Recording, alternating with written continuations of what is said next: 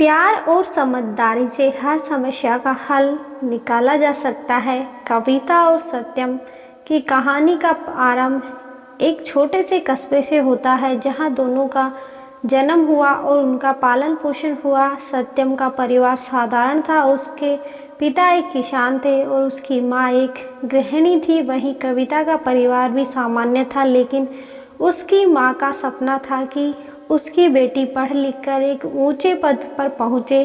कविता का बचपन गांव में माहौल में बीता, जहां शिक्षा के साधन सीमित थे, लेकिन उसकी माँ ने उसे हमेशा प्रेरित किया कि वह अपने सपनों को पूरा करने के लिए कड़ी मेहनत करे। सत्यम भी बचपन से ही एक मेहनती लड़का था, जो अपने परिवार की आर्थिक स्थिति को बेहतर बनाने के लिए पढ़ाई के साथ साथ छोटे मोटे काम भी करता था। कविता और सत्यम का परिचय तब हुआ जब वे दोनों गांव के स्कूल में पढ़ते थे।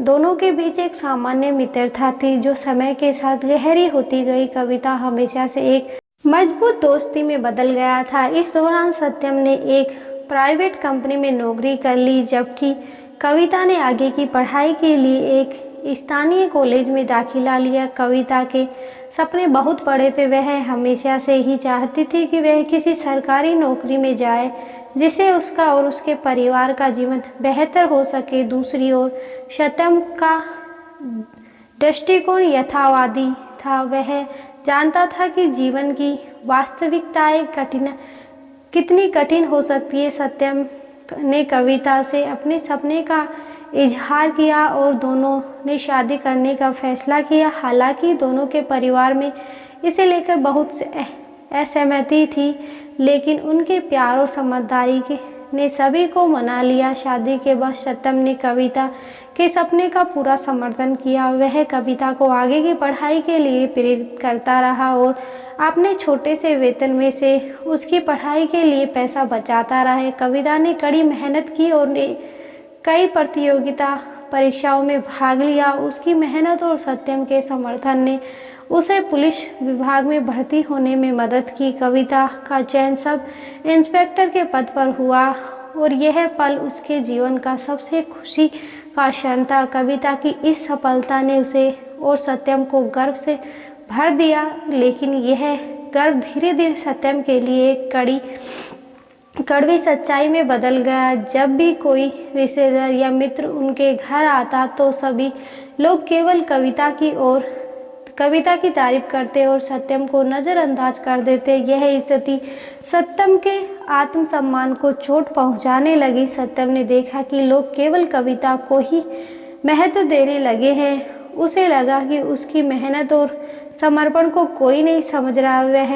यह महसूस करने लगा कि कविता की सफलता ने उसकी अपनी पहचान को मिटा दिया है। यह विचार धीरे धीरे उसके मन में घर कर गया और अब कविता के जीवन में उसकी कोई जगह नहीं है। कविता, जो कि अपने पति के साथ अपनी सफलता का जश्न मनाना चाहती थी, सत्यम की इस बदलती सोच से अनजान थी। सत्यम ने अपने दिल की बात कविता से कभी साझा नहीं की। उसने अपने भीतर ही भीतर यह निर्णय लिया कि वह कविता से तलाक ले लेगा, ताकि वह अपने आत्मसम्मान को बनाए रख सके। एक दिन सत्यम ने कविता से तलाक की बात की। कविता इस फैसले से हिल गई। वह समझ नहीं पाई कि आखिर सत्यम क्यों इस तरह से निर्णय ले रहा है। उसने सत्यम से बार बार पूछा, लेकिन सत्यम ने अपनी वास्तविक भावनाओं को छुपाते हुए कुछ बहाने बनाकर तलाक की प्रक्रिया शुरू कर दी। कविता ने सत्यम को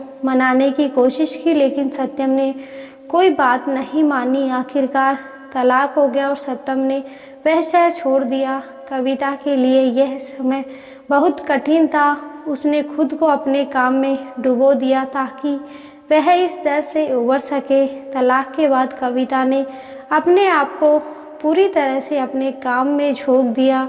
वह अपने सपनों को इतनी मशगूल हो गई कि उसने अपनी निजी जिंदगी को एक कोने में रख दिया। उसके ट्रांसफ़र के बाद वह उसी शहर में आ गई जहां सत्यम अब रहता था, लेकिन उसने कभी यह नहीं सोचा था कि उनकी मुलाकात इस तरह होगी। एक दिन एक केस की तहकीकात के लिए जाते समय कविता और उसके ड्राइवर को भूख लगी। वे एक होटल पर रुके और कविता ने अंदर जाकर खाना ऑर्डर किया। तभी उसने देखा कि एक आदमी बर्तन धो रहा है और जब उसने उस आदमी का चेहरा देखा तो उसके होश उड़ गए और वह कोई और नहीं बल्कि सत्यम था। सत्यम को इस हाल में देखकर कविता के आंसू नहीं रुके। उसने सत्यम से पूछा कि वह यहाँ इस हाल में कैसे पहुँच गया। सत्यम ने उसे अपनी सारी कहानी बताई, कैसे उसने नौकरी खो दी, कैसे वह दर दर की ठोकरें खाने लगा और कैसे अंत में उसे इस होटल में बर्तन मांजने का काम करना पड़ा। कविता ने सत्यम को समझाया कि उसने बहुत बड़ी गलती की है। उसने कहा कि वह अब भी उससे उतना ही प्यार करती है जितना पहले करती थी। कविता ने सत्यम को अपने साथ चलने को कहा और उसे अपनी ज़िंदगी में फिर से शामिल करने का प्रस्ताव दिया। सत्यम ने कविता की बातों को समझा और महसूस किया कि उसने अपनी गलतफहमियों के कारण अपनी ज़िंदगी का सबसे बड़ा फैसला गलत लिया था। उसने कविता का प्रस्ताव स्वीकार कर लिया। दोनों ने फिर से शादी की और अपने जीवन की नई शुरुआत की। इस बार सत्यम ने कविता के काम और उसकी सफलता को अपने गर्व का हिस्सा बनाया। दोनों ने एक दूसरे की भावना का सम्मान किया और अपने रिश्ते को नई ऊंचाई तक पहुंचाया। इस कहानी के माध्यम से यह संदेश दिया गया है कि किसी भी रिश्ते में संवाद की महत्वपूर्ण भूमिका होती है। अगर सत्यम ने अपने दिल की बात पहले ही कविता से साझा कर ली होती तो शायद यह स्थिति कभी नहीं आती। यह कहानी हमें यह भी सिखाती है कि रिश्तों में अपने साथी की सफलता को अपने गर्व का हिस्सा बनाना चाहिए, ना कि उसे अपनी पहचान के लिए खतरा मानना चाहिए।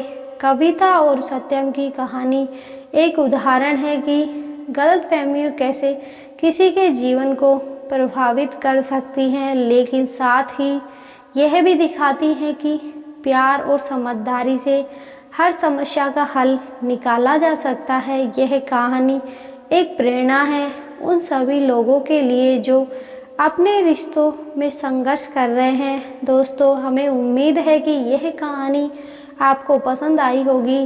धन्यवाद।